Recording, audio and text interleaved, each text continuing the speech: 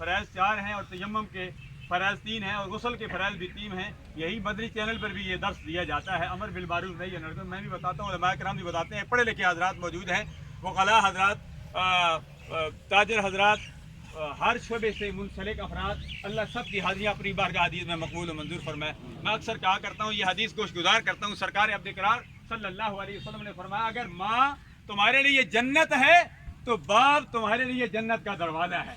حضرت عمر فاروق رضی اللہ تعالیٰ عنہ کی روایت میں مختصر, سرکار نے حضرت عمر فاروق سے فرمایا اگر مجھے یہ خوف نہ ہو کہ لوگ سست ہو جائیں, فرمایا میں بتا دوں کہ چار قسم کے لوگ چلتے پھرتے جنتی ہیں. حضرت عمر نے عرض کی یا رسول اللہ بتا دیجئے. سرکار کا دریائے رحمت جوش میں آیا, سرکار نے فرمایا 4 شخص, چونکہ وضو کے فرائض بھی 4 ہیں, تو فرمایا 4 شخص چلتے پھرتے جنتی ہیں. فرمایا پہلے نمبر پر جو پکی توبہ کرتا ہے, دوسرے نمبر پر جو رزق حلال کماتا ہے, تیسرے نمبر پر وہ میاں بیوی جو ایک دوسرے پہ جان نچھاور کرتے ہیں, اور چوتھے نمبر پر وہ اولاد جو اپنے والدین کو راضی رکھتی ہے.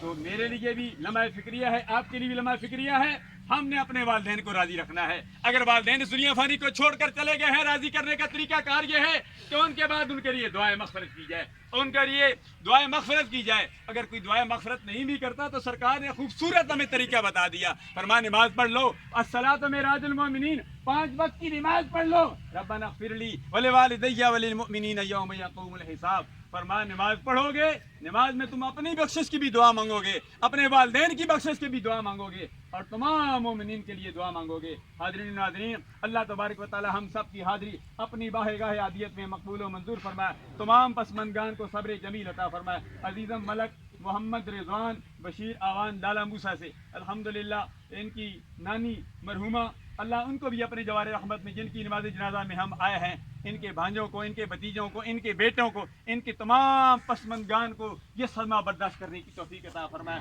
آج روز فوتیاں ہو رہی ہیں, اب بات بہت بڑھ رہی ہے. کل حاجی عنایت علی ہموک میں ان کی نماز جنازہ کی امامت سے قبل میں وہاں بھی یہ کہہ رہا تھا کہ حاضرین و ناظرین ضرورت اس امر کی ہے کہ ہم اپنی زندگی یاد خدا اور عشق مصطفیٰ میں گزار گئے. آج کا دن 14 اگست کا دن ہے. 14 اگست کے دن کے حوالے سے اگرچہ اس حدیث, اس بات پر میں نے بڑی ریسرچ کی ہے, حب الوطن من الایمان, کہ سرکار کی حدیث ہے یا کہ نہیں, لیکن سرکار کی اگر حدیث نہیں ہے تو کسی صحابی کا, کسی اللہ والے کا یہ قول ضرور ہے. فرمایا حب الوطن من الایمان, فرمایا اپنے وطن سے محبت کرنا ایمان سے ہے. اللہ تبارک و تعالیٰ کی بارگاہ میں دعا ہے کہ آج 14 اگست کا دن ہے, اللہ تبارک و تعالیٰ اس ملک و ملت کی حفاظت فرمائے. عوام پاکستان, نوجوان پاکستان سخت گرمی میں, سخت سردی میں ہماری افواج پاکستان جو سرحدوں پر ہماری حفاظت کر رہی ہے, ہم سکون سے نیند سے سو رہے ہیں. اللہ تبارک و تعالیٰ انہیں بھی مزید ہمت و استقامت عطا فرمائے. جنازے کی نیت کیجیے, سب سے پہلے آپ نے نیت کرنی ہے. میں نیت کرتا ہوں اس نماز جنازہ کی پڑھتا ہوں خاص واسطے اللہ تعالیٰ کے لیے.